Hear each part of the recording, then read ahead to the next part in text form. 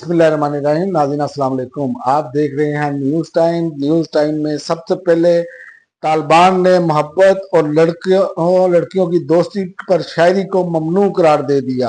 अफगानिस्तान में तालिबान हुकूमत ने शायरी और अदबी महफिल के सख्त ज़ाब्ता अखलाक को नाफिज कर दिया, जिसकी खिलाफ वर्जी पर सजा भी हो सकती है।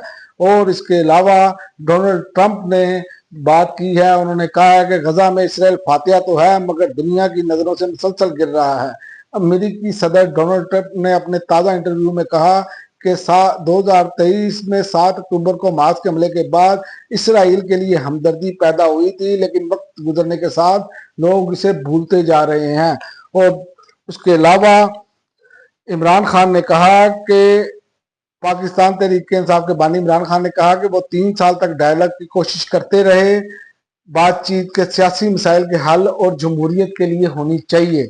और इसके अलावा भारत के लिए नई मुश्किल खड़ी हो गई। सऊदी और इराकी कंपनियों ने भारतीय रिफाइनरी को तेल की फरोख्त रोक दी। गैर मुल्की खबरसा एजेंसी के मुताबिक सऊदी आर्मको और इराक की सरकारी ऑयल मार्केटिंग कंपनी सोमो ने यूरोपीय यूनियन की जुलाई में आयद करदा पाबंदियों के बाद रूसी हिमायत याफ्ता भारतीय रिफाइनरी कंपनी नायारा एनर्जी को खाम तेल की फरोख्त मुअत्तल कर दी है। और इसके अलावा वजीर आजम शहबाज शरीफ से रूसी सदर की मुलाकात, दो तरफा ताल्लुकात के फरोग पर इतफाक। वजीर आजम शहबाज शरीफ ने कहा कि पाकिस्तान रूस के भारत के साथ ताल्लुकात का एहतराम करता है, लेकिन पाकिस्तान भी रूस के साथ मजबूत ताल्लुकात इस्तवार करना चाहता है, जो खित्ते की तरक्की और खुशहाली के लिए अहम होंगे। और इसके अलावा अली अमीन गंडापुर ने कहा कि कालाबाग डैम जैसा डैम ना बना तो मुल्क और नस्लों के साथ ज्यादती होगी।